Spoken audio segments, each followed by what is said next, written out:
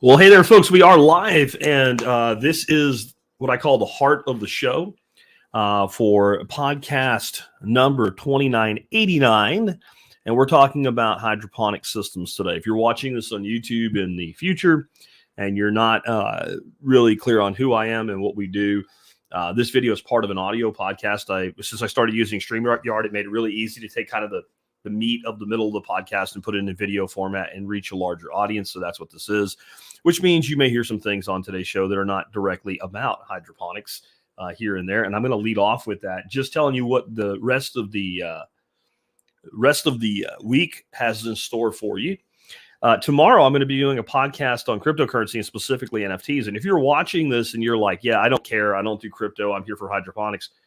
If you're here for hydroponics because you're like all about like kind of this new world of community and building local economies and things like that and self-sufficient, self-reliance, like what I'm going to cover with NFTs tomorrow, I guarantee is something you've never heard. Now, non-fungible tokens and the cryptocurrency world NFTs, those right now being used mostly to sell things like stupid sporting gifts and JPEGs and supposed artwork that can be replicated a billion times. And it may not seem to make sense, but I have been doing a lot of research into this and I have found some things that I think are going to be kind of revolutionary. And then on Wednesday, I'm going to have someone with us named Sylvia Johnson, and she's going to talk about the aftermath of a home invasion and what that's like and getting through it. So lots of varied topics coming this week. Thursday, of course, we'll have expert counsel. And Friday, Out Back with Jack with a variety of topics. So anyway, let's dig into today's topic again, which is hydroponics. Whenever I talk about hydroponics, I get some of the people that have various environmental concerns. I've already destroyed that. If you follow the link, it's in the podcast notes today. I will put a link to the video that I did on this where I totally destroyed all that FUD long ago, so I won't get into it today. But I also get people that, you know, very well meaning. It's not some sort of environmentalist FUD or something like that. It's more the, well, I don't understand why. And is the food as nutritious and things like that? And why not do aquaponics? Because we do aquaponics. It's all organic, right? We feed the fish poop and pee, and then that gets turned into nutrient for the plants, and it's completely balanced. We have less inputs. Well, you'll find that feeding fish in an aquaponic system will probably cost you a lot more than fertilizing plants in a hydro system. The other thing that you really need to always keep in mind with aquaponics is a method of growing vegetation. That's really what it is. Fish are a byproduct. You will never get enough fish out of an aquaponic system for it to really be a protein generating system the way it's sold to you, with a lot of people trying to sell crap online. The other thing you'll learn with aquaponics is the smaller the system, the more difficult it is to balance. Anybody out there that's ever worked in the world of aquariums, you can't see behind me, but I have 6, 7, 8 aquariums sitting right on the wall to the other side here. Knows that smaller aquariums, they go south faster with your balance. So the larger the ecosystem, the easier it is to keep in balance. So if you're going to do an indoor system and you're thinking about doing aquaponics, you're going to find that by its very nature, it's going to be smaller. It's not going to produce much in the way of fish for you. But we're talking about indoor systems today. The other thing is, if you're not experienced yet, I believe if you learn hydro, it's real easy to go learn aqua. Okay, that's where you bring fish in. And when you're doing hydro and you're just getting started, you're trying to get that first one to work and you want it to be very reliable and dependable for you indoors through your winter like we're talking about today, especially as, you know, kind of getting out of the gate. If you need more nutrient in hydro, you add more nutrient. And if you need more nutrient in aquaponics, you add more fish. And if you start adding artificial nutrient, you can kill your fish. You may or may not, but you probably will when you're getting your feet wet, so to speak, in it. So it's just an easier thing to do. And people say, well, why not soil-based? Dirt's heavy. And then every container has to have enough dirt to support the plants and what have you. So I'm all for in-ground soil-based gardening outside, right? So it just doesn't really work as well indoors if you're going to try to do soil-based. The other thing about aquaponics, fish poop, fish produce various waste. Various waste turns into various slurries. That's why all good systems that are aquaponics systems have solid separators in them. That's another component you'd be trying to put inside. And even with that, sooner or later, solids get into places in the system and they clog delivery valves. Clogged delivery valves often result in overflows. So you're a lot less likely to experience an overflow malfunction indoors with a hydro system than an aquaponics-based system. So if you are like, gee, I don't want to flood my house, then you probably don't want to start. Now, I've seen some really cool stuff where people use like fish tanks and stuff like that. If you want to do that, go ahead. I'm giving you kind of the skinny on why we're doing what we're doing today, why we're talking about what we're doing. The thing, though, is aquaponics is far more complex. It has far more things that can go wrong with it. And hydro is incredibly cheap, and it is ideal for growing what we're talking about today, greens. You're not going to hear me talk about tomatoes and peppers and watermelons and cucumbers or any of that stuff today. Now, both hydro and aquaponics are great systems for growing those types of, and they're not really vegetables, guys, they're fruits. Fruit crops especially in greenhouses and outdoor systems. But still, all of the hydro operations I've talked to, I'm talking, mid to large scale commercial, they make all their money on leafy greens. They might sell some other stuff. It might help them get more contracts with restaurants, etc. But their money crop is leafy greens. And the reason is high quality leafy greens are expensive by the pound. In some cases, they're more expensive by the pound than meat is, right? And they are fast turn, meaning you can grow them out, cut them, they come again, maybe do that a couple, 3 times and replace the plant. And you get into this synchronous, continuous production. At home scale, that's turbocharged because we're not going to cut the whole plant for harvest to put in a box and ship to somebody. We're going to take a little of this, a little of that, a little of this, and we can really make a first planting go a long time with a ton of variety. We're getting an extremely good return of investment on our money. Some of the systems I'm going to talk about building today, it's hard for me to see how you wouldn't completely pay for the system in output in 45 to 60 days. And if we start going into these other methodologies, you're not going to be able to do that quickly. So that's why I'm sticking with this today. And again, if you don't have enough nutrient in a hydro system, you add more. If you see deficiencies, you address the deficiency. And if you're going to use the main nutrient that I'm going to talk about today and you follow the instructions and do it in the right order, which is master blend, you're not going to have any nutrient deficiencies growing leafy green crops anyway. You're not going to have to deal with it. So why start an indoor system and why talk about it today? Well, have you looked at your calendar lately, unless you're joining us from, the Southern Hemisphere, Santa Claus is about to come and eat cookies. And that means the snow's coming, the cold's coming. Even here in Texas, we're already starting to have days where the temperature's getting down into the freezing frosty range. And, we get freezes and frosts here that kill things.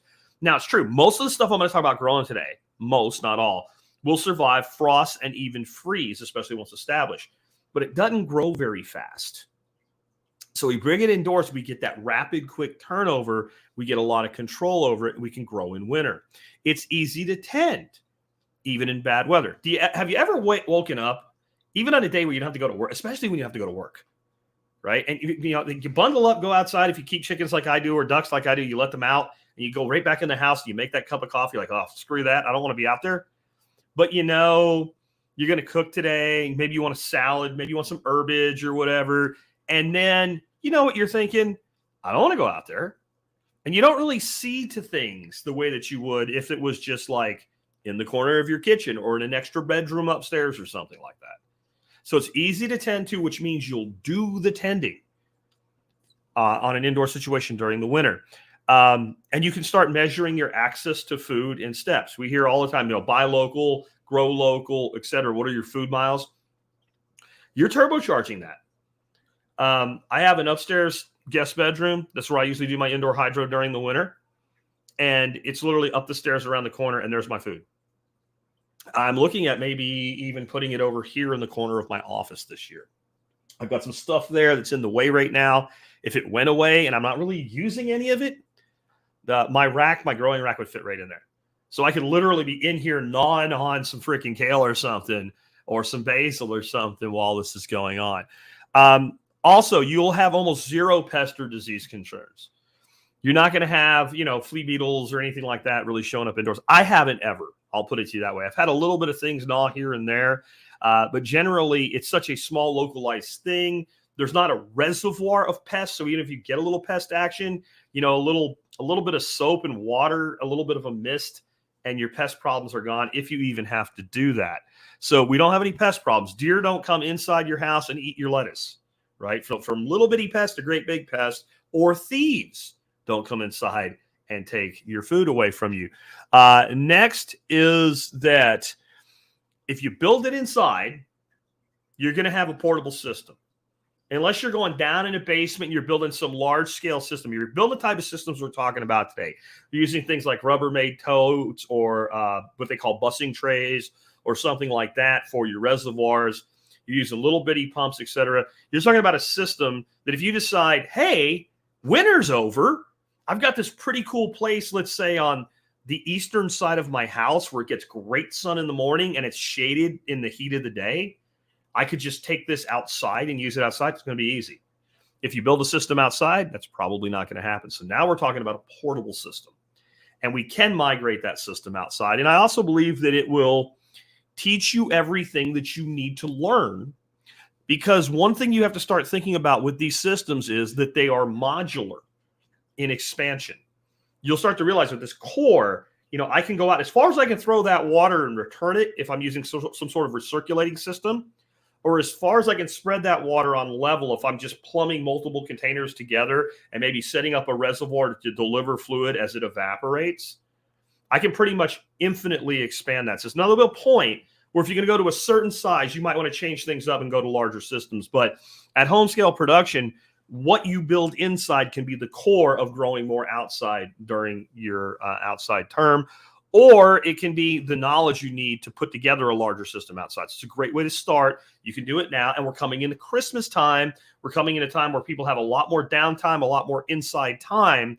So the biggest commodity that we tend to lack in our time, in our world today, is time. So you have the time and you can do it indoors. It's a good project. So that's what we're talking about it today. I want to talk about 3 basic systems with you today. And I'm not going to tell you specifically how to put them together. I'm going to give you the basics of what they are, their advantages and disadvantages, so you can start putting them together. And I want to start right from the beginning saying, if anything I say doesn't make sense, I'm going to do some Q&A at the end. But even if it still doesn't make sense, you know what it'll make sense? It'll make sense when you pick a container, you pick a method, you get some nutrient, you mix it up, you put it in, you set it under some lights. We'll talk about lights in a bit, why we want lights when we're doing indoors. Even if we have a sunny window, we want lights. And you do it. None of this is hard. I've done a lot of different projects in the 8 years that I've been at 9 Mile Farm. Nothing has been easier to have success with than hydroponics. Nothing has been easier to do than hydroponics. Now, I did go in the world of aquaponics first, large scale outdoor systems. So I had some knowledge, but honestly, it wouldn't have mattered. If you can drill a hole, if you can install a bulkhead, which means you can drill a hole and put something in there and screw a nut onto it tightly, if you can put some PVC pipe together, if you understand how to plug in a pump, or even if you don't, depending on what system you use, this is not hard. Nothing about this is hard. And I'm going to try to simplify everything today so you just get that broad macro understanding. So the 3 systems I want to cover today are Kratky, which is, and I'm going to make a delineation here and call it pure Kratky, because in my opinion, I've been told I'm wrong, but Dr. Kratky says I'm right. Okay. A Kratky element, which is an air gap, can go in any system and provide benefit to it. So Dr. Kratky says I'm not wrong. So you might imagine Kratky Hydroponics is named after a PhD named Dr. Kratky out of Hawaii. So we're talking about Kratky. We're talking about pump driven. And when I say pump driven, I'm talking about a pump that moves water. So I'm talking about like a fountain pump. You know, I recommend a pump called Active Aqua. They're a little bit on the more expensive side. They'll go $40 to $80 depending on the size that you want. You're welcome to buy $15 and $20 pumps to do this with. They'll work. They're just more likely to die. But they also might not die. We don't have to run them all the time either. So we can put them on a little timer that's $8. That's going to extend what's called their MTBFs. That's a fancy engineering term for mean time between failures. In other words, when's it going to shit the bed? So that's usually measured in time, operational time. So if it's not under a constant run time, even your cheap pump will last a long time. If you keep an extra pump, and you should, on hand for any system you have, this is why I like to standardize on pumps. So I have basically a small pump I use, a 550 active Aqua, and a large pump I use, which is a 2,500 gallon, we're not going to get into today, but made by Danner. And I have at least one of those each at all times on a shelf. And even if I have 3 systems running that same pump, if one dies, I have a spare. Okay, and then I order another one and keep one in inventory. So no matter what you use, keep one in spare. And you can use the cheaper pumps in this situation because it's hydro and it's indoors. And if that pump dies, you have days to replace it before everything, unless you're doing a nutrient film technique that we're not going to talk about today. As long as there's fluid there, and especially when we put that Kratky element, which we'll get to in a second, in there, you really need to check it to make sure it didn't die, because everything will look okay. You need to make sure that it's functioning, so you can use the cheaper pumps even if you want to. I will have a link in the video notes here, and at the audio podcast is where it will take you to. And on the audio podcast, links to all the equipment that I personally use for my systems as well. So when I talk about pump driven, again, we're talking about a waterfall style pump, something that actually moves water. And then I want to talk about air pump enabled. And I want to say it that way because you can have an air pump system that physically actually elevates and moves water the same way that a fountain or a waterfall pump would do. But that's not what we're talking about. We're talking about just blowing bubbles through an air stone. And I'll explain how all this works by starting with Kratky and what the Kratky advantages are and what Kratky is. So Kratky simply means we take a vessel or a container. Let's say this box that I'm holding, for those that are watching the video, was a watertight container. We put a hole in the top of it. We fill it up with fluid, and we put a plant or two in this size box. We put a plant or two into it with little net cups, little sponges or rock wool, whatever media that we decide to use. I like rapid rooter plugs. I think they are the easy button. They always work, and you can reuse them. So they're actually really cheap. We stick a couple seeds in there. We put a light over it. It starts to grow. As the plant grows, the roots go down, but we also have evaporation, and the fluid gets lower and lower and lower and lower in the container. Now, why would we use a pump in a hydro system in the first place? Why wouldn't we just stick it in water and, hey, plant, grow? There's all the stuff you need. The problem is oxygen. If there's not enough oxygen to the roots, the roots will begin to rot. They will become unhealthy, and they will die. And one of the things you can look at any hydro system and know if you're getting enough oxygen to the roots, if you're having any of these problems that are oxygen related in general. There could be funguses and things, but usually it's O2. You pull the plant out and you look at the roots. If they're beautiful white roots, you got no problems. If they're starting to turn a little bit grayish, yellowish, or something like that, sometimes it's still okay. But when they start to really turn color, that plant's going to die. Those roots are going to start to rot off, and they're going to rot off because they're not getting enough oxygen. What Dr. Kratky figured out was you put this stuff in this container and you just let the water evaporate, and you don't replace it. You don't replace it. And what happens is that air gap, those roots that are above the water and get all the oxygen they want, they're in the air. And the roots down in the water can continue to bring up water and nutrient to the plant. So what Kratky came up with is a brilliant little idea here, is if your grow time was long enough that your water was going to almost completely evaporate, and then the plant would die from not having enough nutrient and water. Just take a float valve and plumb in a point where once the water reaches that point, that reservoir tank maintains that level. So that's your Kratky. And you can either do it with or without that reservoir and that float valve. But if you do it without the float valve, you're going to have to keep topping it up. Okay? And you don't ever want those. This is the really kind of finicky thing with Kratky. Once those roots have that beautiful hair root structure and they're up in the air gap, you don't ever want to fill the fluid all the way back up to them again. They'll die really quick. They've adapted to that open air environment. So we want to pick a point, let's say halfway down, that we maintain the level. And that's Kratky. The advantages, there's nothing really to break. Since there's no pump can't die. So as long as we don't go below a certain threshold in our reservoir, we're gold. And if we're growing lettuces and basils and stuff, we have a deep enough reservoir, it won't even be a problem. We'll just get to a point where we've pruned it enough times. We're ready to start over. we put new plants in, we refill the container, we start the whole process over. So we could have like 4 of those and stagger them. So each week, a new one is becoming the youngest plant and going down. And then all we need is some bins and some lights, however we want to arrange them. So that's a real advantage. It requires no extra energy. And if you were doing it outside, you wouldn't even need the lights, which is what Dr. Kratky does, to be fair, most of the time. He's in Hawaii. It doesn't freeze there. Next, you have there's zero energy usage. That's another advantage, right? So like I said, we have no pump, so we don't have to have any electricity. And for an indoor system, we need no extra energy beyond the lights, which are very efficient to run. And it works.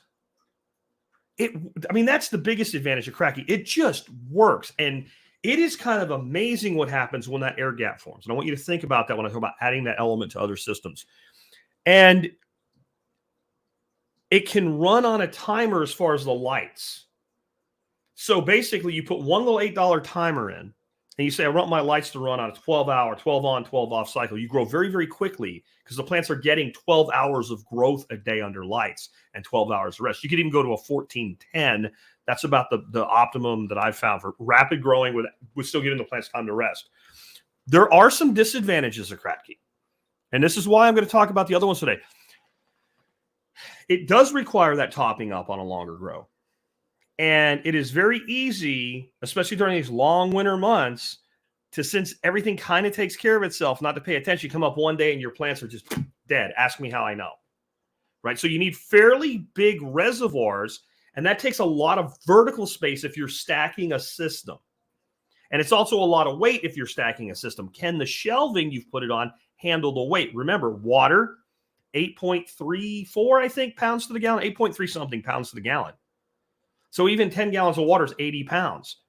2 10-gallon containers on a shelf together, it's 160 pounds when it's full, right? So there's a lot of weight involved there. And you got to keep at least some minimal level topped up. That requires paying attention to it. Maybe it requires opening the lid, it can result in spills. So it's a little bit more to deal with.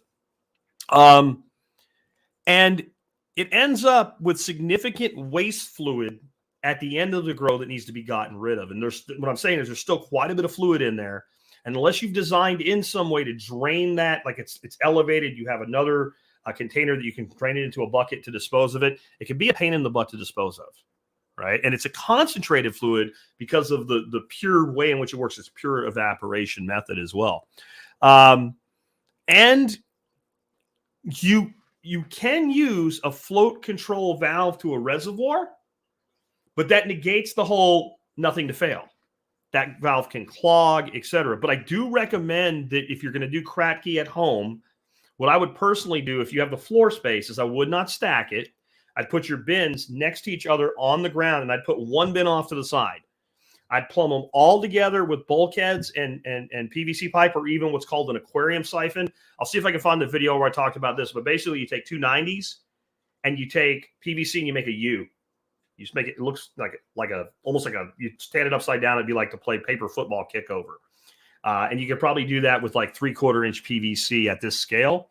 And you fill it up. And the 2 pieces on the side need to be the same length. You fill it up, you keep it level, and you flip it over from one tank to the other. And basically, it will act as a siphon. It will keep the tanks level with each other. So you could put 4 or 5 bins in a row, an aquarium siphon between each set, 1 bin off to the side. That's your reservoir. And that way, when you need to top the system up, all you do is fill that tank. And you can fill that tank all the way to the top damn near, as long as you don't overflow it. And the float valve to 1 will control the level to them all. But it is another potential point of failure. So you do have to think about that. Let's talk about pump-driven advantages. So now we're going to a point where we have that aquarium pump. We have that waterfall pump. So it's actually moving water. It is really easy in a pump-driven system to put in some sort of shelving, put all your grow tubs up above your reservoir tank, set the level you want in those tanks that your plants are growing with what's called a stand-up pipe, which is just how much water goes in there, how much fluid goes in there before it overflows and drains back down to the reservoir. Real simple. Whatever the height of that pipe is, that's how much it's going to hold. You have one reservoir down in the bottom. All the excess goes to that reservoir, okay? And when you add more fluid, you just fill up the reservoir. It's really simple. And you can use Kratky elements. This is where I've had some disagreements with people online. Like I'd say, well, this is deep water culture, which is what we're kind of talking about here with a pump-driven system and a deeper reservoir. But it's basically Kratky combined with deep water. And Dr. Kratky, again, said it would be correct to describe it that way. What you do is you set your overflow really high when you first turn the system on, and you put your net cups in. So the net cup is touching the water. You let that system go until maybe the roots are a couple inches long down in the water. You then reduce the length of your stand-up pipe and you put an air gap in it. So now you're still running a pump, but you've got an air gap and it's perfectly maintained. In fact, what you're doing here, in my view, is you're doing Kratky at a maintained level, but you are using an electric pump to do so. And you are perfectly going to maintain that level by filling one container. And unlike float valves, especially kind of getting hanky as you're going through multiple systems indoors, I think you have a lot less potential for one of them to mess up and then dump all the fluid out on the ground. Right. So that is why I really like this system. It's the system that I'm going to use myself for my indoor grow this year. Next, you can pump out your water for fluid changes or at the end of the season. So since you have a pump, you can run an offset, like just a T valve with a straight a T connector, and run off one piece and put a swing valve or a straight valve, whatever you want to call it on there. You keep that closed, the water pumps, it goes up into your system. You shut one valve on one side, open a valve on the other, it pumps out. Take a bucket, turn your pump on, pump water in the bucket, carry the stuff outside. And what do I do with mine? I throw it in my swales in my permaculture system. But it's commercial fertilizer. Not going to get into it today. Already killed it. It's dead. Don't worry about it. The volume is so insignificant. You're taking care of your soil. These fertilizers don't hurt soil. Depending on them to the exclusion of taking care of the soil is the problem. So it's real easy. And then, so I've got my reservoir empty, and now I've still got fluid up in my top tank. Pull the stand-up valve out, let it drain down into the reservoir, pump it into the bucket, take it outside. Makes changing, moving, etc. really easy when we have a pump to move fluid with. We could even, put a fitting on it, run a garden hose, and it won't destroy the universe, I promise you. Run it into the other room, into your bathtub, pump all the water into the bathtub to empty the system out. So we're not carrying sloshing buckets around. Pump it out the window to the tree you want to fertilize, whatever. And that's a huge advantage when we're looking at a pump system. And it's highly automated. I love automation. I always say with automation, what would you do if you didn't have to do it? Right? So most people run hydroponic systems on a pump. They plug the pump in, the pump runs 24/7. Absolutely no need to do that. You hate money. That's how I feel about it. You hate money. You're paying to run that, as small as it is, you're paying to run that pump more than you have to. You're also going to reduce the life of the pump. I generally run these systems 15 on, 45 off. So I buy a little $8 timer. Again, it's in the notes. It'll be with the audio podcast. It'll be up soon after this live video is done. And you just go every hour and push down one pin. You don't have to set the timer then, right? Not for the pump. So use one timer for the lights and one timer for the pump. And that one that's on the pump comes on 15 minutes, goes off. It could run 15 minutes every 2 hours, folks. You're going to get enough air in the system, especially if you grow down a level and put that air gap in there. So you have like a Kratky deep water hybrid. And then you could run that, 15 minutes once a day once that's established. But since you'll probably have plants at different stages of growth in your system, I would just go with a 15-45. Unless you're going to do two systems, baby plants and harvest size plants. Then you could do one at 15 a day and the other 15-45. Up to you. But really, really easy to automate, which means you don't forget to do things. So you do will is that. Next, I want to talk a little bit about the disadvantages. Of course, more energy, additional expenses, and an additional point of failure. If the pump stops running, especially if you don't check on your system, then eventually you'll have too much evaporation in the system and you'll have problems. So that's just another thing that can go wrong. it is more likely to experience leaks and overflows. I said you're less likely to have overflow scenarios where something gets clogged in one of those top reservoirs in a hydro than an aqua system. It's true. I've never had one in an indoor system. I did have one in an outdoor system.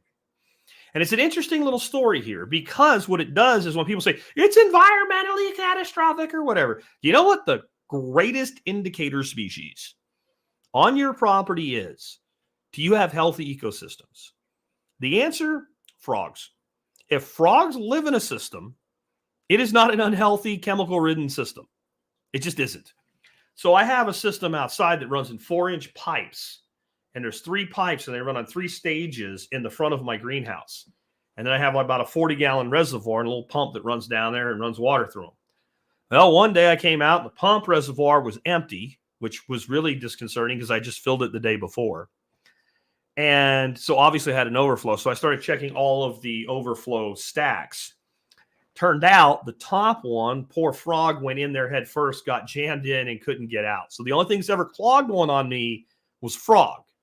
But it does mean that clogs can happen. If clogs happen, you can have overflow.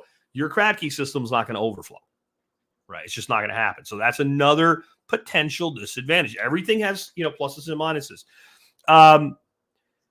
It does require that you have a significant level of elevation change between your reservoir and your grow tanks. And so you have to get the tanks that are doing the growing up off the ground, because you need gravity to bring the flow back to you. There's a way around this that I'm not going to get into today, but it basically would function the same way that the air pump driven system would work. And that would be basically you have a contained system with a small pump in it. You build some sort of manifold based PVC pipe system, and it would just spray water inside the container. To me, that has a real potential to end up spraying water outside the container too. So I don't really like that method. That's why I'd go to the air pump method that we'll cover next. And it requires pipes, fittings, bulkheads. You may integrate some of those elements into the other systems we're talking about today, but you're going to absolutely have to with pump, because you're moving water. We need plumbing. Bulkheads are just simply a device that penetrates a container, but all this stuff costs what? Money. Like you can't, especially with supply chain issues, right? You can't go down to like Home Depot or Lowe's and be like, hey man, I'm a really good looking guy. Can I have some free PVC fittings and bulkheads and stuff like that? No, you're going to have to pay for it. So it becomes a more expensive system overall. I still think it pays for itself. And personally, this is my preferred system. Just tell you how I feel about it. Next, air pump systems. What is an air pump system? So this can be a really small system. It can be multiple grow beds, but we can take one air pump and we can power multiple grow beds with a single air pump, depending on how much volume we have there. But I'm going to give you like the simplest, easiest air pump driven hydroponic system you could ever build. Go get yourself about, somewhere between a 20 and 35 gallon Rubbermaid tub, a good rigid solid one of some sort. Doesn't have to be Rubbermaid, but you know what I'm talking about, a tub in that environment, right? And then get yourself an air pump that will power at least 2 air stones. And I'm talking about the air stones that you get in fish aquarium industry. They're about, they're like 10 inches long. So it spreads the bubbles out. And either the air pump will either have two nipples on it, or get a splitter, and you put a little piece of hose there, and you run that, and you just put those in the bottom of your Rubbermaid tub. Okay? And then you can just simply keep it topped up. You can, maybe not all the way topped up, but you don't have to worry about, hey, am I damaging my Kratky zone in this thing? Okay. And you fill it up with fluid. You take your lid, you drill holes in it with a hole saw. You drop your net cups in, put your plants in, turn your air pump on. That air pump's going to put tons of oxygen into the water, and it's also going to create this little flecky zone up on the top. If you've ever put a pump in, it's maybe a little bit too powerful, not throttled back enough in your fish tank, you end up having to put a throttle valve on it, because it actually sprays water up out of your tank and makes a mess. Well, with that lid on there, it can spray a little bit of water. It's not going to make a mess. Now, this works really good. And if you get yourself like Eheim, it's a German fish products company for like tropical fish industry. They are top quality. You get yourself one of their larger pumps. It's going to cost some money, but you can easily push air into about 3 good-sized grow beds with one pump that way. And we do not have to run that pump 24 hours a day. I would run that more of an hour on, hour off cycle, but then that's only 12 hours a day that we're running that pump. And this is a really easy way to go. And if you want to do like 2 grow beds out of just 2 tubs, they can sit on the ground. You're just going to have to keep an eye on the fluid level. But as you might imagine, we can add a Kratky element to this. Now, personally, I would not try to put these together with any kind of siphon or what have you, or any kind of bulkhead connecting them. I would run a reservoir tank with 2 separate feeds, one high and one a little bit low with an air gap. Young plants, old plants, but one reservoir. And it's passive. There's no pump. And you have the air stones in each of them. Okay? And then all you do, you take your reservoir and you keep your reservoir topped up. That's going to maintain a high level touching the bottom of the cups in the baby plant one. And it's going to leave an air gap of, let's say, 2 to 3 inches in the one over to your other side, right? To your like mid-sized to harvestable size plants. Throw your babies in there, throw your seeds in there. Once they get the roots down, pick your kind of oldest, not so happiest plant that's about ready to be done, pull it out, put a seed in that one, drop it back in the baby hole, take the plant out of the baby hole, put it in the adult hole. Simple. Constantly going. And when we get to the disadvantages, you'll see how there's a big advantage to this as well. It really supercharges growth. I think it actually, in general, for some of the plants in the system, will actually give you faster, hardier growth than even moving it with a water pump. The plants love this. And when combined with that Kratky element of the air gap in that older plant container, and you can, of course, have as many containers as you want in a system like this. You just need more pumps if you get to too many containers. But, man, that misting up into that air gap zone, the plants go berserk. It just works really, really well. It's less expensive than a water pump, depending on how big your system is going to be and how many pumps you need. It's really easy to put 10 reservoirs together with one water pump. You can't really do that unless you have a really big and then noisy air pump. The Ahim, the reason I like those one is they're very quiet. Tetra Whispers are a much lower end pump. They're also very quiet. But as you get up in size, sooner or later, you have to, at some point, you're moving enough air, you're going to create a lot of noise. So that's there to consider as well. But if you're doing a small system, it will cost probably less money to do it with air pumps. They also last longer and are less likely to fail. I've got air pumps that have been running in some of my aquariums for like 8 years. And every once in a while, I think, is that air pump not quite putting out output anymore? And you take it, you clean out all the tubing and lines and everything, and it's just back. Especially, like I said, the higher end air pumps tend to work really good for that. They do not require a reservoir. You can completely just take one tank, one little $10 air pump, and you can grow hydroponics in it.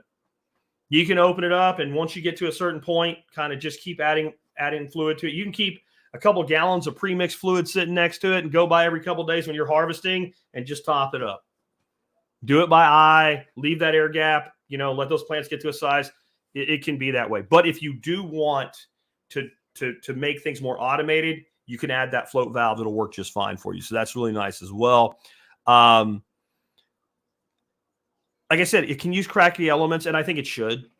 I think either you have enough plants that have gotten to enough size that you let just by your manual refill that air gap flow, or like the 2-tank system or 2-stage system, really just it's bang on. In fact, as I say this, and I'm thinking about doing mine this year, I'm thinking, do I really want to do a water pump driven system that this does work so well? And again, it can run on a timer, so we don't have to use that pump 24/7. The disadvantages, it does have an additional element. You do have to buy a pump. Kratky, no pump, so it has that disadvantage over Kratky. It does have those additional expenses because now we need tubing and air stones and things like that, and it has to have an energy requirement. And it's going to require topping over the length of growth. You're going to have a point where you're going to have to add fluid to it. So it's going to add a complexity level to that depending on how you do it. If you do it with a water pump driven system, you're going to have a reservoir, and it makes it very clear what you're going to do. So for a first timer, it might be a little more complex than a water driven system to get right out of the gate. But once you do, it's really, really easy. I want to talk a little bit about the functions of this system for your lifestyle resiliency. If you're new to TSPC, the Survival Podcast, then you might not realize that we're not a survivalist podcast, really. We're a lifestyle design podcast. And part of the lifestyle that we design is non-brittleness and resiliency in our lifestyle. Because you can do everything. You can be chugging along and your life can be going great.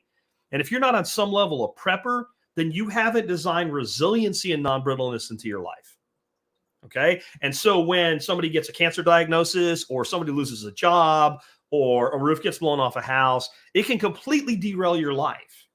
So it doesn't have to be an apocalypse. It doesn't have to be the blue helmets coming to take away your tomatoes or whatever. There's all types of things that can derail our lives. And what I love about these simple little systems is they add to that lifestyle resiliency because they give you fresh food on demand. When all this COVID's crap started, right, I was surprised. One of the first things that disappeared in grocery stores was salad greens. Like, I went to the grocery store. Everybody was scared, hiding in their little masks or whatever. And I'm like, oh, that's stupid. But like, you just walk through the produce section and go, holy crap. Right. So it adds that resiliency of having that one element of your diet there. It can start plants for spring and fall gardens. So I grow basil and lettuce and some other stuff we'll talk about all through the winter. And then because this stuff grows really fast indoors, about 3 weeks before I'm going to put my plants outside into my garden, my peppers, tomatoes, that stuff at that point, I don't want to grow that stuff indoors to size. It's too much of a pain in the ass. I'll leave it at that today. But I can grow a tomato plant this big in 3 weeks with a massive root system. And when I drop that in my garden soil outside, it's going to take off. Or I can start plants like that for my outdoor hydro systems as well. So they come out of a 2-inch net cup, they go in a 4-inch net cup, they go in a 5-gallon bucket system that recirculates, boom, off to the races. So it not only enables me to eat this really high quality food all winter long or even all year long, you can grow your salad greens inside all year you want to. Like, we have a different type of problem here in our summer. Growing lettuce, arugula, things like that in Texas in the summer is a challenge. Growing it indoors year round, easy peasy. So it gives you that starting plants, etc., and it can later be expanded to any size. So a lot of people are like, well, if things go really bad, I'll have to grow more of my own food. What if you had a system that was already growing some of your own food and you could modularly expand it at will? So it adds a ton to your lifestyle resiliency. I've kind of explained the basics of these systems today. Again, you will have to figure out how to piece them together. I've done tons of episodes on this. Just go to thesurvivalpodcast.com, search for hydroponics if you haven't heard those episodes. We go through exactly how to do this in tons of different episodes after you pick what you want to do. But I'm going to promise you, you can do this. Let's talk about what we're going to grow and why we're going to grow that. This is what I recommend. 2 colors of a leaf lettuce crop, generally a red and a green, because it looks good.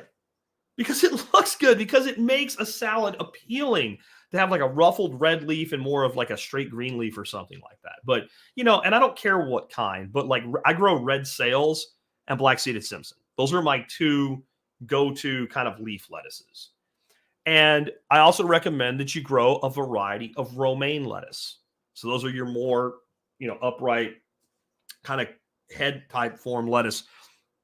I recommend that because, again, it adds a different texture. It's a thicker leaf. It holds more moisture. So mixed into a salad, it tastes better. But I am also, for those that don't know me, very much a keto carnivore guy.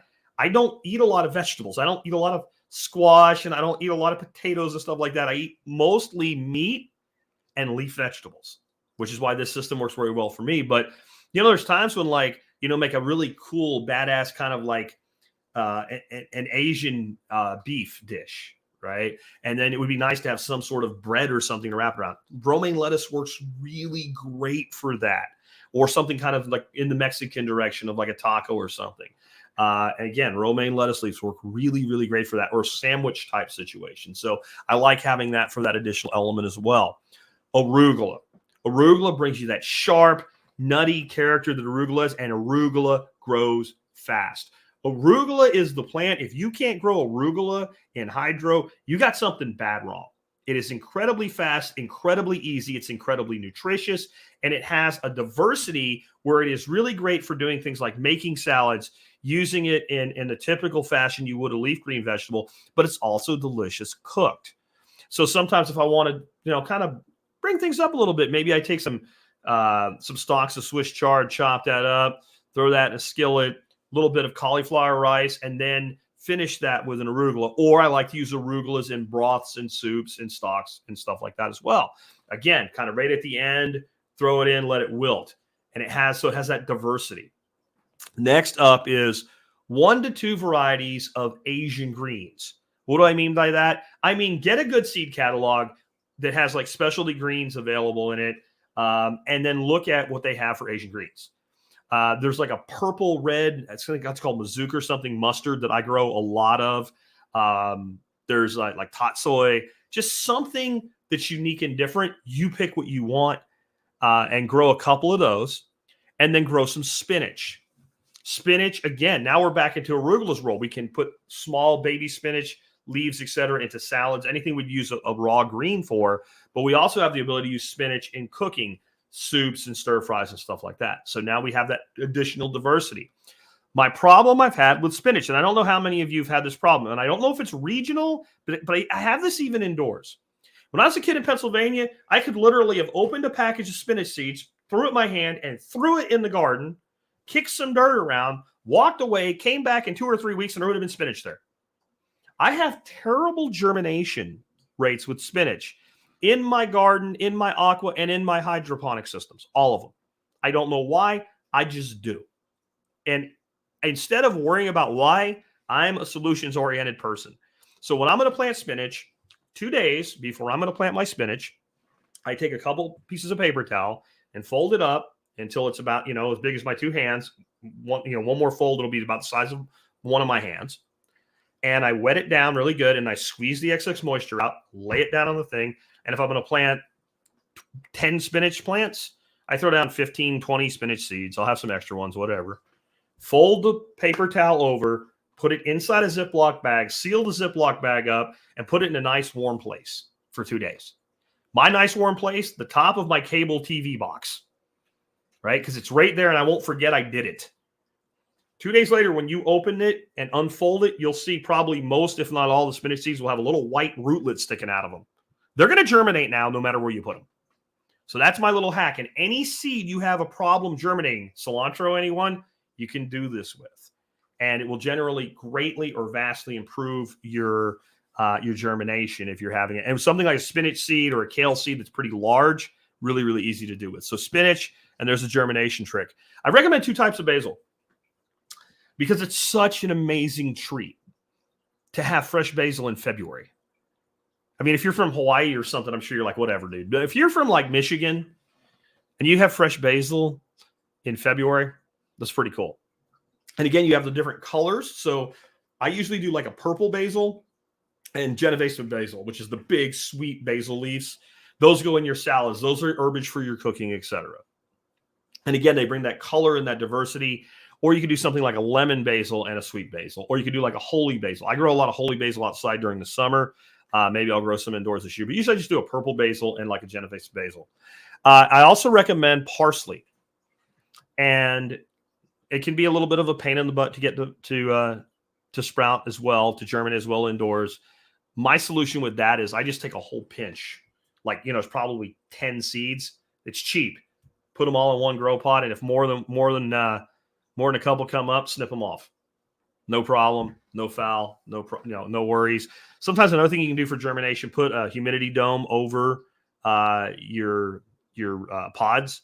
You can have a little separate thing, throw a little water in the bottom of it, put some sort of humidity dome over it, and get better germination that way. But with parsley, I have germination issues, but they're really not that big a deal. A little pinch of seed and take the ones that come.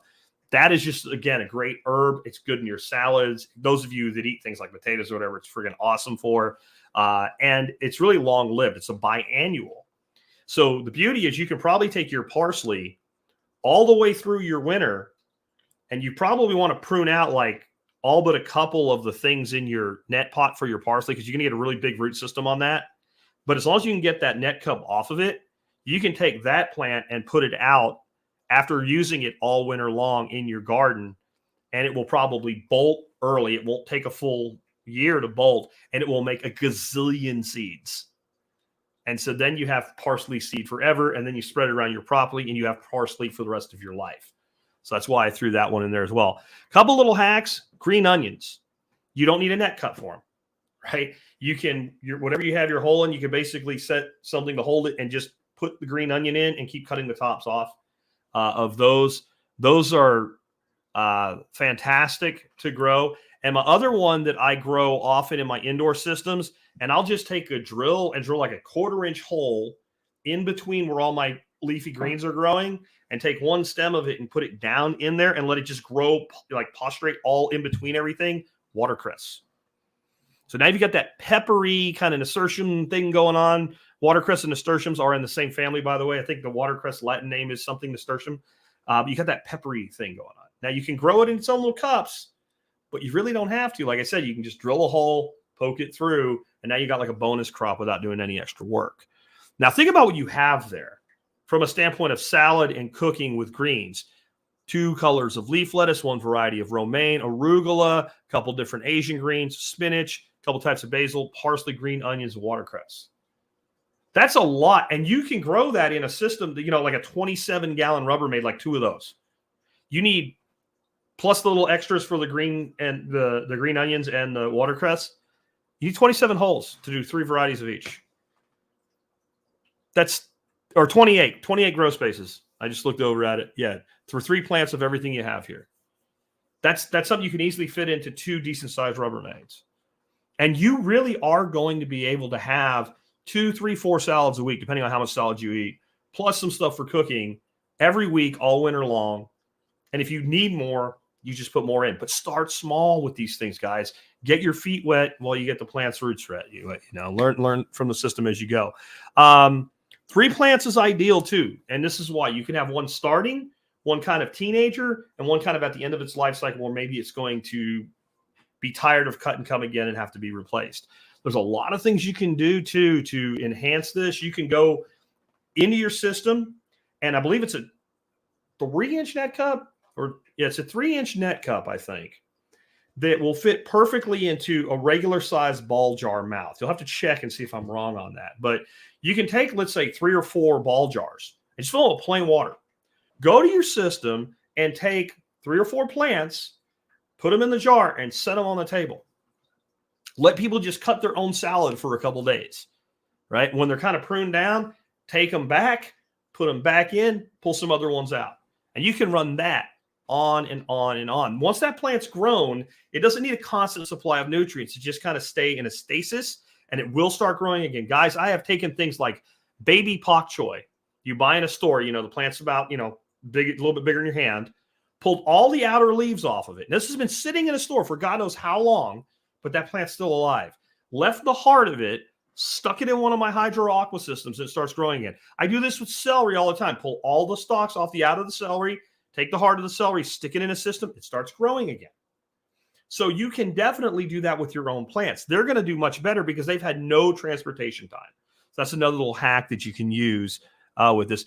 And it's going to easily provide those salads to your family. 3 or 4 every week for a family of 4, just from a couple bins. Now, I want to talk about fertilizer. And the only fertilizer I'm going to recommend today, it's not the only one I use. I have other ones available on the website. But Master Blend is the easy button for this, and it's cheap. You can take and buy this stuff in fairly large packages, and you can store enough for years. And I mean 4 or 5 years of growing a system this size, year-round, let alone winter only. And cost of making your fluid is about 2.5 cents to the gallon when we look at the ratio that we use for greens.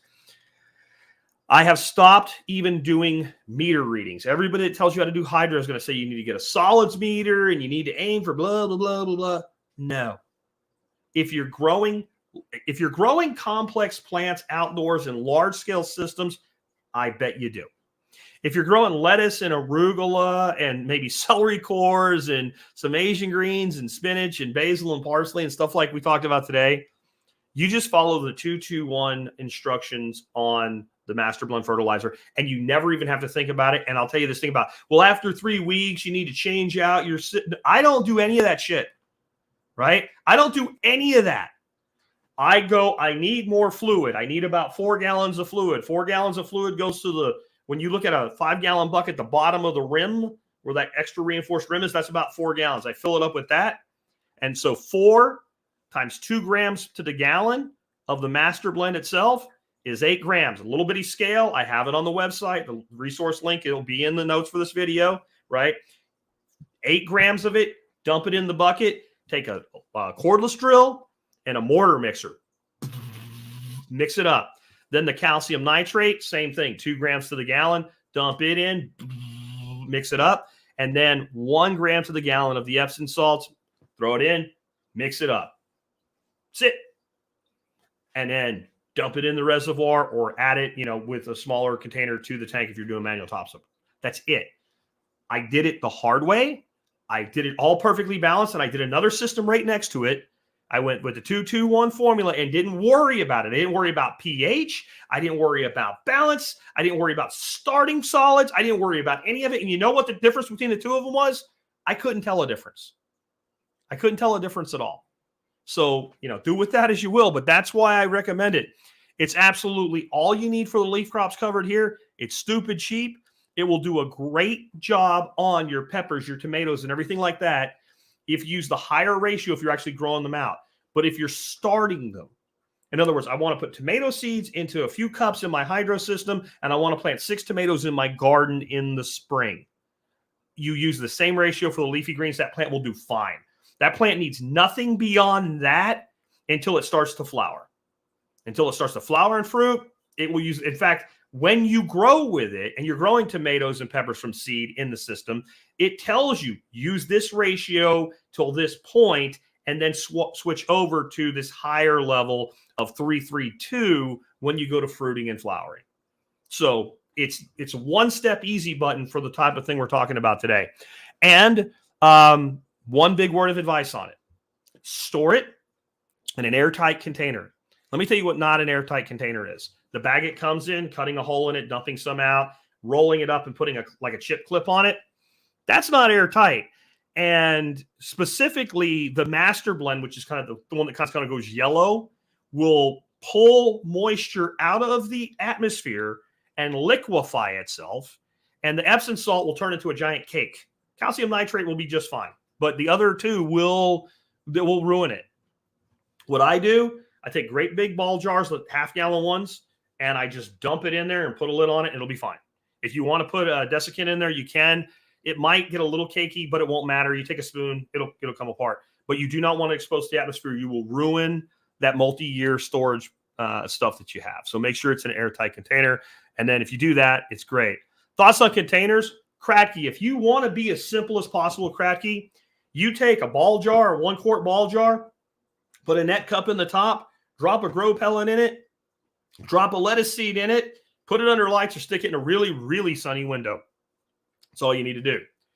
It's kind of bulky and cluttery and not really efficient. You have to fill all the jars individually. Now, the amount of time it takes for a full quart to totally evaporate, you're probably ready to replace that plant anyway. But if you want the easiest way in the world to get started with this, Kratky in ball jars.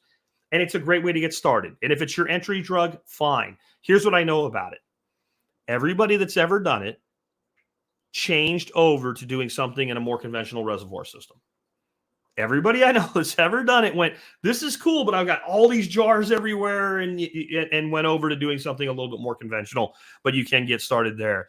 Rubbermaid style tubs are kind of the go-to universal. If you look up hydroponics, anything on YouTube, you'll find tons of people that built systems showing you how to do it. And you'll see like the Rubbermaid style tub is the number one. My caution: bigger ain't always better. I think it's like the 37-gallon ones that are the yellow and black ones. They're not actually made by Rubbermaid, but like Home Depot and Lowe's sell them. They have kind of the checkered top, and they recess. They're really nice for storage stuff in like trucks and stuff because you can stack them. They kind of nest in each other, and then if it rains, you take the lid off, the excess water just dumps out of the way. It doesn't get inside. Those work really good. I think the kind of mid-sized one is about 37 gallons. It'll bow some, but it'll work. You go beyond that, and the sidewalls of those things, they're not meant to be filled with water. Kind of like the 13 into the mid 20-gallon range, those things are solid. They handle the pressure no problem at all. So just understand, like they make a 100-gallon one. No, it's not going to work. And then think about weight. Even if you're totaling 100 gallons, and what kind of floor where you're putting this load at, 100 gallons of water is 833, 34, 35, something like that. 830 plus pounds. All right. So think about where you're putting these things, especially if you're doing rack-based systems. Like your reservoir, your heavy reservoir belongs on the ground. And, 10-gallon containers is 100 gallons as well. So think about that as you're laying these out. You can do pipe-based systems where you're running water through pipes. You've probably seen these for sale. They have some issues. And if you're using like a 2-inch pipe, let me tell you something. You're not doing deep water culture. You're doing what's called nutrient film technique that we didn't talk about today. And the reason is if you put a 2-inch net cup in a 2-inch pipe, when you drill that hole in the top of the pipe, you're going to come down on the sides, and you're actually going to reduce how much water can fit in that pipe by a lot. And these also have a tendency to be more likely to clog up than a simple reservoir overflow stack system. So there is that. They also end up costing more than you expect. My buddy David always says of PVC pipe, think of the pipe this way. The pipe itself is free, right? And the reason the pipe is free is it can always be reused, right? So we can change our mind or whatever and what have you, and we reuse the pipe. And it's also, but per 10-foot section, I know supply chain issues, PVC is much more expensive. But if you're the type of system we're talking about, think of what you can do with 100 feet of pipe. And 100 feet of pipe is not that expensive. You know what's expensive? Fittings. Fittings are expensive. And when you start piecing together one of these pipe-based systems, you end up really quickly having more money in the fittings than the pipe. So they're not as cost-effective, but they do work, and they give you maximum flexibility. So I can see why people would do it. I have one outside, and it taught me two things. One, it's going to cost more than you ever thought it would. So your yield versus your input cost takes longer to pay back. But two, if you're going to do it, get some sort of device that shoots a laser beam, put that across the top of your pipe and mark your holes that you're going to drill along that beam. You will never get a perfectly straight line across any other way. And that means that your holes will be offset, and you will reduce the capacity even further as you try to get it as straight as possible. And some of the edges of your holes come down a little further on the walls of the pipe. So I would do that if I did it again, and I probably won't. And then you can build your own boxes and line them either with pond liner or like the liner that they use for vapor barrier in attics and stuff like that, the thicker one. I think it's like 6 mil or whatever it is. You might think, well, that's not really thick, but you're not holding that much water if you're building your own reservoirs, like out of wood. And you could put 2 in it. And if you ever get a pinhole leak, you drain it and put 3. Right? It's cheap. You can buy a big roll of it, and it's real easy. And that gives you ultimate flexibility on the size and dimensions of your trays. So those are some different ideas for that. Now, one more thing I want to talk about for indoor growing. You think with indoor growing, screw a greenhouse. I don't need a greenhouse indoors. You might not need it, but you might want it. And the reason is most of us, our homes are not quite as warm in the winter as they are in the summer. And plants like this that we're growing, they like warm, they like consistent, and they like some humidity. So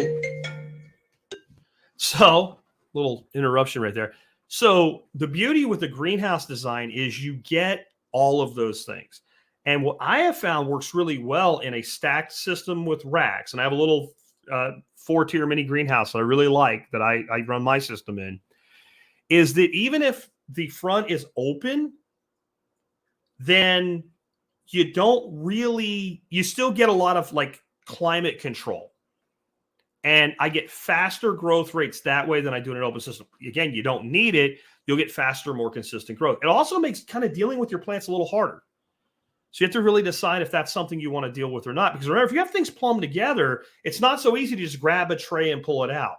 On that note, if you're going to do that and you're going to want to, then as you plumb your tanks together, you're going to want to think about where to put valves and maybe unions or points where you can separate so I can remove one and shut the system off so it doesn't kick on while I'm in the middle of maintenance. And I thought I had enough time and I didn't, and then the water goes everywhere. You see where that starts to get a little bit complicated. So whether or not you want to do that is something you have to decide for yourself. It works pretty good with self-contained Kratky. If you're not doing a reservoir, it works great with that because you can pull the whole system out, rearrange some things, and put it back in and top it up. But if you're doing any kind of plumbing, putting a greenhouse around it means now I can't access from the sides and the back, and it's a little bit more complicated. Another thing you need to think about, you take a hydroponic system, you put it in an indoor greenhouse. Basically, you have a piece of clear plastic over top of a system that has a pretty significant amount of evaporation, and it's warm because the lights are on during the day. It creates a whole bunch of condensation. And then what happens to the condensation? Goes all over the inside of your mini greenhouse. And a lot of it falls right back down onto your top tank. That's fine. You know, the rest of it goes down the sides of the greenhouse to your floor. It's like it's raining in your house. So think about that. And you probably need to put some sort of liner or reservoir. Now, so what somebody told me is the biggest of the tubs that you can buy for concrete mixing at like Home Depot and Lowe's, the 21-gallon black tubs. The 4-tier mini greenhouse that I recommend will fit perfectly in one of those. They're about $13. Problem solved. So just wanted you to know that so you didn't get in trouble, because some of you guys are going to get yourself in trouble with these systems with your wife. Right? You don't want to make a mess either, but we all know how that is. Our projects make messes and we get in trouble. Why did you do that for? All right. I want you to realize that this is something anybody can do. In spite of all this stuff I threw at you today, you can easily set up a system like this that will feed your family a few salads a week for under $100. And if you go down to the grocery store and you realize, I don't care if this would qualify for USDA organic, because the United States government has ruined what that label means anyway. But it's probably the best you can do at Whole Foods or Albertsons or Kroger or whatever. And you bought enough salad greens to do that. It won't take you long to spend $100. And everything past that is almost free food. It has an amazing ROI. And if you start looking at, well, what does it cost to buy well-started plants to put in your garden, and you add that to it, this is something that pays for itself in the first season, probably 2 to 3-fold. And now you've got the skill set, you've got the knowledge, you've got the asset, you've got the flexibility, you can build more and you can do more. And so for all those reasons, I really think this is one of the best projects you can embark on this winter. And what I'm going to try to do now is, if you have a question from today's, go ahead and put it in all caps. I'm only going to do this for about 10 minutes. So I'm going to wrap up because I don't want the show to go too long. And I'm glad I got that much in. While I'm waiting for questions to come in from the live feed audience, I want to give you one thing that I know I missed here going through all this today. And that is one thing that happens when you use an air stone, aeration, air-driven system. Inevitably, you'll see some plants that are great big and some plants that aren't so happy. And it's because the ones that are straight above where the air bubbles come up, they always do better. Really simple thing you can do. Take your not so happy plant, pick it up out of its hole, take your really happy plant, move it over. It's on its advantage already, and just move them around. So that's a little extra thing we can do there. I'm not seeing any questions coming in, but if anybody's got any, and I know I've learned there's a pretty big delay between when I ask something and when I get a question back. So I'll give just a little bit more time here for that. If we can get in anything for me on questions, I'm sure there are some today in all caps. We'll cover somebody else's comment here real quick. In my opinion, the General Hydro tomato blend is too high in potassium and phosphorus This causes greens to bolt earlier than desired. I'd go with their Marcy Grow, available on Amazon. So that is a company that I've actually worked with, and they're really good, and they have the Texas tomato food and all, and it is a great product because it's a liquid. But I completely agree with that sentiment, by the way. It's you, especially when you're trying to grow that plant out in a hydroponic system. If you're growing tomato into a little strong plant to put out in the ground, no big deal with that. But if you're going to keep it in the system long term, I think that you do get things kind of in a accelerated growth in a not so good way. Here we go. Rick DeWeese says, can you add the air stone to the reservoir and pump aerated water? Yes, Rick, you can. And congratulations, you have passed the test of figuring out for yourself that any element in any hydro system can be combined with any other element, and whether or not it should be is totally dependent upon what you're trying to do and does it make sense. So there's two ways you can do this. One way is you can take your reservoir and your pump-driven system, and you can put an air stone in there, and you can get a lot more aeration in that water. So water, every time it's pumped, is bringing more oxygen to your plants. But there's another way. Let's say you had a two-tiered system, and you had 2 grow beds and 1 reservoir. You could also take that air pump, put an air stone in each of the top ones, and run it there. And that will probably actually work better, but it depends on what you're doing. If you're going to a lot of grow beds from 1 reservoir, your way is more effective. If there's a limited amount of additional beds, if it's only like 2 or 3 grow beds and that pump will split to 2 or 3 stones, now you've got redundancy. And then you can even do this. Check this out. Now you can run your pumps 15 on, 15 off, your air pump 15 on, 15 off, but stagger them. So half an hour, there's always some sort of oxygen happening in your system. But yes, always look to combine elements if it makes sense. Can I watch this video over and over? Very informative. Thank you. Yes. I do not do this video will self-destruct type crap. I hate YouTubers that do that. I hate video providers that do that. If you miss my live feeds, you can watch them over and over and over and over again. They just get published. And by the way, I love Odyssey. It's actually where I prefer people to view my video content. When I do a live stream on YouTube, it takes about 4 to 24 hours, depending on how long it is for it to port over to Odyssey. You can check out my Odyssey channel too for all of my past videos. How do you start your seeds, Rick? Again, okay, so either I just put them right in the system and throw them in the Rapid Rooter. Again, all of my resources will be in the audio version of the podcast. There's a link on the video. You can click to that and get over there. Once that's up, that'll be about an hour after this live stream ends. Unless there's seeds that are finicky, like the hack I gave you with the paper towel trick. I don't know if you heard that, so I'll say it again. If you have seeds that are poor germinating seeds, take a wet paper towel, couple layers, put the seeds on it, fold it over top, stick it in a Ziploc bag, wait a day or two, check your seeds. When they start to germinate, just drop them into your system. But pretty much that's all I do. I don't really have a separate place for my seeds to start in general. However, if you are in a situation where you're doing a lot of turnover, you need a lot less place for seeds to start than you need plants to grow. So you can have a small little Rubbermaid or like a Tupperware thing, and you can just set your net cups in it, put about 1 inch of fluid in the bottom of it, drop your seeds into it, and you can even set that somewhere where it'll get light from your lights of your system.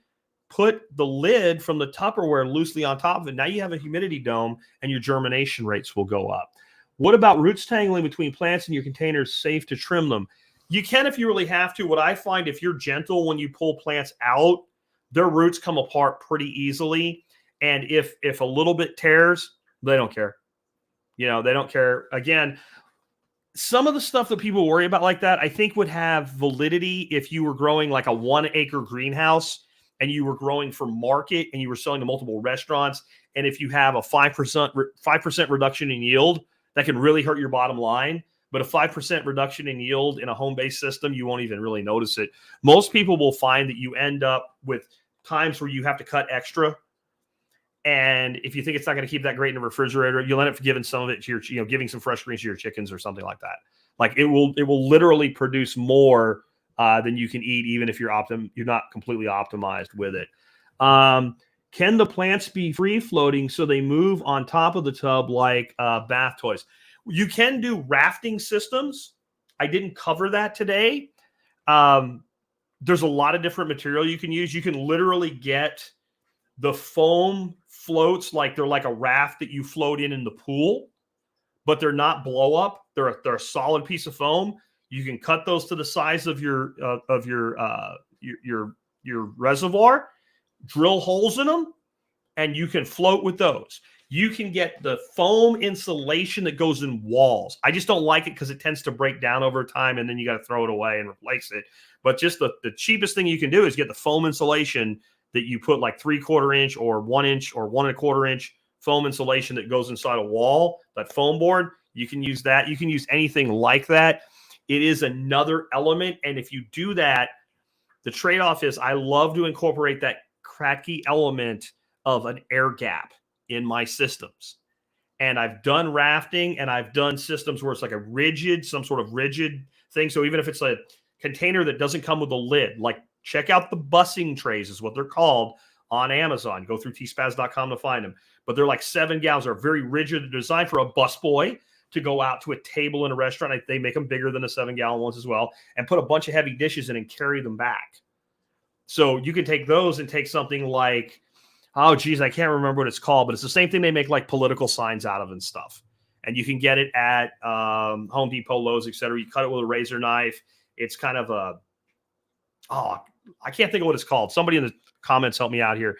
But that's rigid enough that you can generally set it on top of a container like that and then put your cups through. But you can do it either way. I've just done better when it comes to this having an air gap than a rafting system. But most commercial operations, primarily their lettuce production and other leafy greens, are done in rafts, because what they do is they have these massive tanks. They're like the size of an Olympic swimming pool, but they're only like a foot deep. And they just put the rafts in on one side and pull them out of the other side. And there's just rows and rows and rows and rows of that. So it does work pretty well. Indoors is using a grow tent advised. That's kind of my indoor mini greenhouse type of thing as well.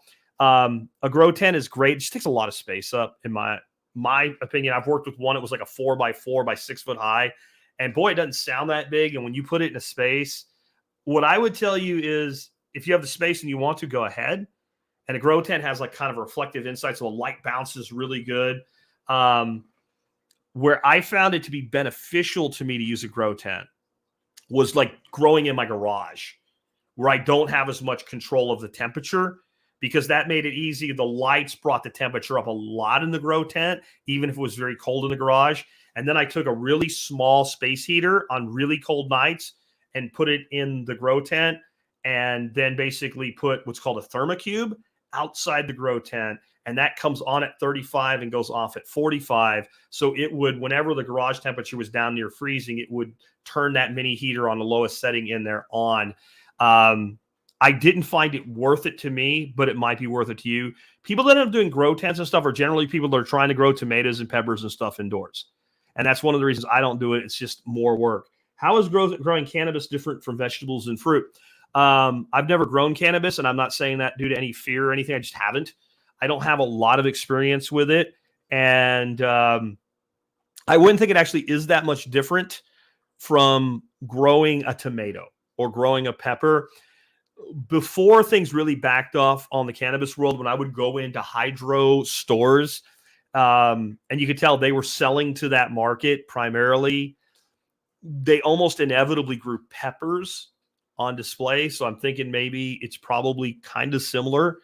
I will tell you that in talking to people that do cannabis, they generally say if you want to start growing cannabis, you're better off using a soil-based system, because it is more sensitive to pH than the type of thing we're talking about growing today. And soil is a natural pH buffer. So if you're in a state that's seen the light of liberty and you want to grow indoors now, you may want to grow cannabis in a soil-based system, from my understanding. And it's an art all to its own. There are times when you need to look at like when to get it to put on, bud and whatever. And as much as I find it interesting, it's just something I've not had time to do. Okay. Lisa's asking, can an aquaponics system be set up indoors? It can. I guess you weren't probably here at the beginning, so you missed my reasons opposed to it. So go back to the beginning of this video or podcast, listen to it there if you missed it. And I think there's a lot of advantages in starting out doing hydro versus aquaponics indoors. I'm a guy, like I said, I've got a couple dozen fish tanks in my house. Any one of them I could throw a grow bed on top of. None of them have it. None of them have it because really an aquaponics system is an overstocked system. That's how we get surplus nutrient. And most people that want to do aquaponics want to do it because they want fish as a product, as something to eat. You're better off putting in a freaking above ground swimming pool you can get for cheap off Craigslist in your backyard and putting in a pond and doing an aquatics system, growing fish. Then if you want fish as a product, then doing a small aquaponics system. You're not going to get enough fish to make it worth doing, but you certainly can turn a fish tank into aquaponics indoors. You just, as you're learning, now you've got two things you're trying not to kill, right? You're trying not to kill your fish and you're trying not to kill your plants, and you're trying to get your fish to produce enough waste to grow your plants, and you're probably using pretty small fish. So now you're going to, I would say if you're going to do it, goldfish would be your way to go. You don't care if they die. If you need more, you go to the store and buy them for 13 cents a piece, right? The ones that die, you go put them into your pot plants, dig a hole in your potted plants, stick them in there. They're fertilizer spikes, right? And they produce a lot of ammonia, which is the main thing you're looking for in an aquaponics system. See if there's any more, and I'm going to wrap up. Do concentrations get too high when you top up and don't replace? I have not had that be a problem. However, I'm not running my systems 365 days a year when it comes to hydroponics. And there is a point where I just kind of dump it. But in running systems for as long as 3 months, I have never had the fertilizer concentrations get too high, too much dissolved solids, etc. I just mix more and add more. And I'll tell you this, on my outdoor systems, there's times where it probably works to my advantage because I'll look in the tank and I'm like, I don't think I'm going to have time to mess with this in the next week. And it's probably 3/4 empty. So it's going to go for another few days before it needs to be topped up. Take the garden hose, I'll fill it up, and I won't even add nutrient to it once the plants are well established. I wouldn't generally advise that. I'm just telling you I've done it, and that probably mitigates it, and it probably also takes advantage of it. But in an indoor system, the scale we're talking, if you think you're getting into that problem, okay, dump and refill. Or, the other thing you can do, let's say you're talking about a 14-gallon Rubbermaid, and your level is down to half, and you need to top up to 3/4. So you've got 7 gallons of water in there. Get a quart jar. Each quart jar is 1/4 of a gallon. Take 2 gallons out. Go water a tree. Then top up with that new measurement if you're worried about it. But I wouldn't sweat it very much. I really hope you guys enjoyed this one today. And thank you for staying with me here. Thanks for all the great questions. Remember, the audio version of this podcast goes out on iTunes, Stitcher, Spotify, all that. You can catch it there. There's going to be a link that's in the video notes. If you watch the video here and you want all the stuff that I use, click that link. Go look at the audio version of the podcast. Even if you don't want to listen to it on audio, there's a tremendous amount of resources. Every time you see one of these videos, it's part of a show. That's the case. And if you're listening on iTunes or whatever, you're like, what did he say or whatever? I put a lot of work, guys. I mean, I put a ton of work into my notes that go with my podcast. I see a lot of podcasters, they put out like a paragraph blurb or something for SEO. I put links to everything that I talk about. And if I ever miss something, you go to the audio version. It's on my blog. In the comments, just tell me, hey, Jack, you said, and I will come back to you with that resource because I missed some, because a lot of times I have all these notes done before I start the podcast, and then I do the podcast, and during the podcast, I bring things up I didn't think about, and I forget to go backfill. If that happens, let me know. I will hook you up. And guys and gals, thanks for joining me on a great episode today. I really appreciate it. Make sure you tune in for tomorrow's episode on NFTs. I don't care if you think crypto is boring. I am going to blow you away with what this new technology is going to do, building resilient communities.